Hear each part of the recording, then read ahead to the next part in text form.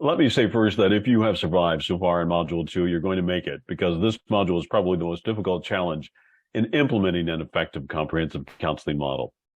Many of the concepts are new, the processes are a little unfamiliar, and the terminology can sometimes seem a little foreign. But here in the second half of Section D, you're going to pull it all together. So stay with us. You're doing great. You will be completing 3 critical tasks in this section. First, creating SMART goals for your counseling program. Second, identifying possible root causes of why this data is a concern. And third, you'll be brainstorming possible activities or strategies or interventions to address the data.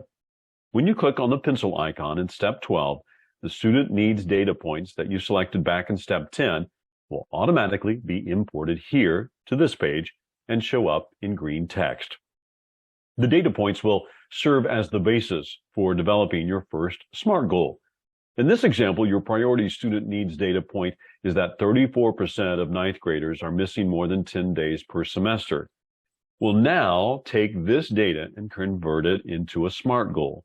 SMART stands for goals that are specific, measurable, attainable, relevant, and time-bound. To convert your data point to a SMART goal, start in Step 11 by picking an end date by which you want to achieve the goal. A calendar pop-up allows you to easily complete this task. Usually it's by the end of the school year or by the beginning of the next school year. Next, in Step 2, choose first if you want to impact the data point as a number or as a percentage. This often depends on whether the data point you've entered is in numbers or percentages. Expressing your impact in numbers or percentages makes it very clear and very easy for others to understand the level of impact you're making.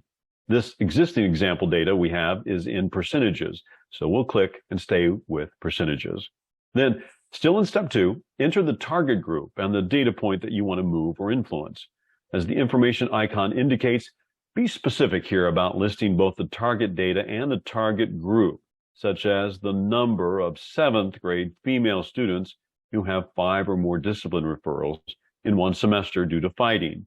Or, as in this example, 9th graders missing more than 10 days per semester. This level of detail will be very helpful later on.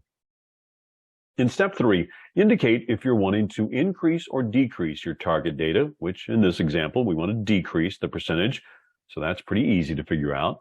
Then in Step 4, enter your baseline data in the first box. This is the number or percentage that you're starting with, a number or percentage you identified when you selected this priority student data point. Let's say that you found by researching your data that currently 5% of ninth graders are missing more than 10 days per semester. So you enter that number or percentage here. In the next box, put your estimated target number or percentage. The target number or percentage is what you're aiming to achieve by the end date. It's a guess, yes, it's a wish, but nevertheless, you need a quantifiable number or percentage in this box. Now, when entering your target prediction, you don't have to be wildly ambitious here. You can be conservative, estimating that you hope to increase or decrease your baseline data by only 1 or 2 percentage points, or only by 2 or 3 numbers. You get to choose your target data that you enter here. In Step 5, you don't have to do anything because our online system automatically calculates the percentage of increase or decrease from your baseline data to your target data, which in this example is 40%.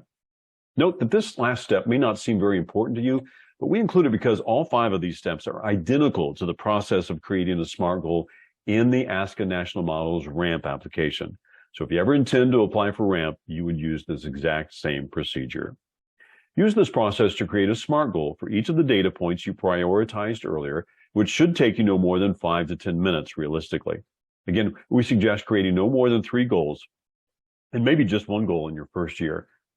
Now next, let's move on to Step 13, to your to-do list, where we'll identify possible root causes. By clicking the pencil icon in Step 13, you're transported to another cool page that automatically imports your new SMART goals to this next step and allows you or your school counseling team to consider possible root causes for each of your goals. In this example, we're using slightly different data, but you can see how it converted the information you entered in Step 12 into a handy and easy to read SMART goal statement. One by one, underneath each of your SMART goals, Ask yourself what might be the reasons or root causes for this data gap or need. What might be getting in the way of these students meeting this goal? Even more pointedly, what are some possible root causes that we as school counselors might be able to address in some way? If you need ideas about root causes, refer to the results of your student success needs assessment. That data you collected from students may provide you with some clues about how your students are feeling or their perceptions, which can be very powerful when discussing root causes. The needs assessment results can also help challenge certain biases that sometimes come up in discussions of root causes. Certain biases such as, oh, those types of students always do that, or the root cause is probably or directly related to poor parenting, or this is common for students at that income level, or this particular ethnicity. Root cause discussions are a good place to challenge some of our own long-held beliefs, perhaps some erroneous assumptions. Now, if possible, think about root causes that might stem from students' mindsets or misperceptions, students' social emotional states of being, or students' lack of knowledge or skills or experiences in a particular area.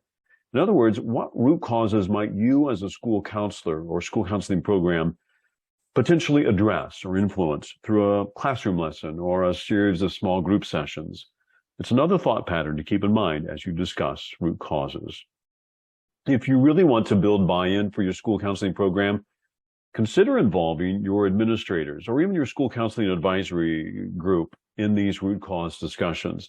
It can be quite powerful to involve administrators and stakeholders in conversations around root causes because it highlights the difficult challenges that you face in changing student data and how important your work is as a school counselor.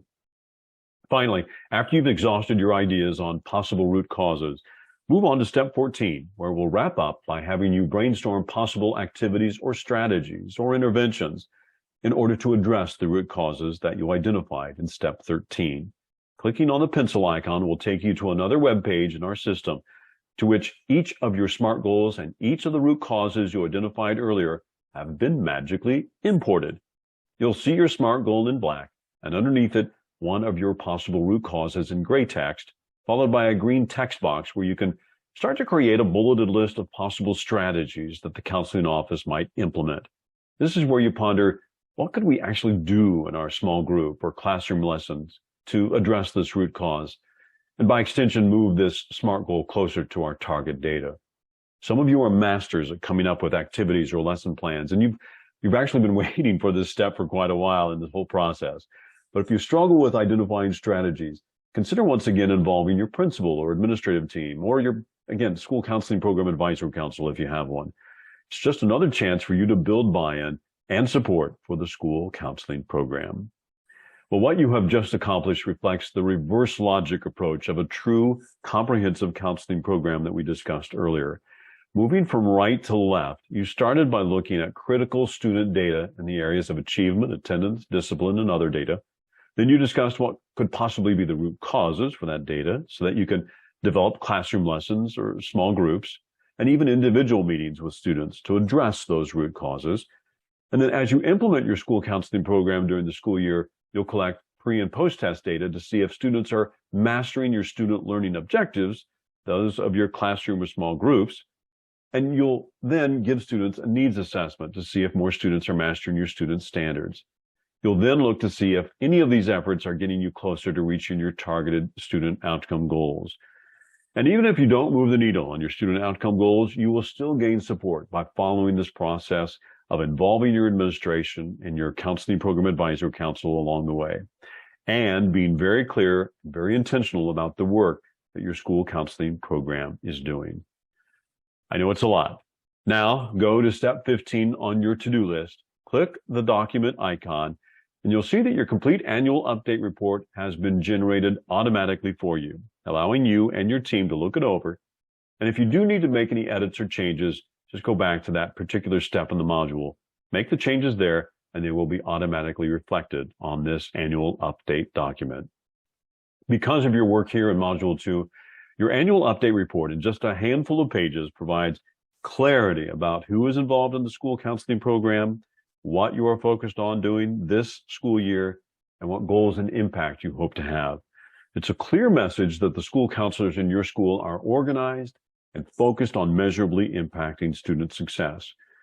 And with this clarity of purpose, you will build more buy-in and support for what you do, and hopefully more time to work directly with students, and we hope resulting in a larger impact on your students over the future and the future time. Remember, if you have any questions or need support along the way, there's that purple button on the left titled Support, and we're just a click away.